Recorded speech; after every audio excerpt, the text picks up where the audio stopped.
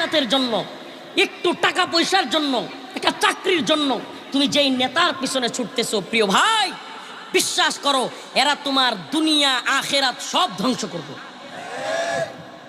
এজন্য আমাদের আদর্শকে মুহাম্মাদুর রাসূলুল্লাহ, আল্লাহ রাব্বুল আলামিন কোরআনে কারীমের মধ্যে বলেন, وَإِذْ يَمْكُرُ بِكَ الَّذِينَ كَفَرُوا لِيُثْبِتُوكَ أَوْ يَقْتُلُوكَ أَوْ يُخْرِجُوكَ وَيَمْكُرُونَ وَيَمْكُرُ اللَّهُ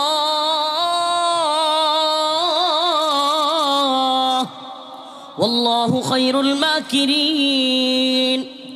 আল্লাহ রাব্বুল আলামিন তার প্রিয় হাবিব সরদারে দো আলম মুহাম্মদ আরবি সাল্লাল্লাহু আলাইহি ওয়াসাল্লামকে উদ্দেশ্য করে এই আয়াতে কারীমার মধ্যে বললেন, وَإِذْ يَمْكُرُ بِكَ الَّذِينَ كَفَرُوا, স্মরণ করুন যখন কাফেররা আপনার বিরুদ্ধে ষড়যন্ত্র করেছিল, চক্রান্ত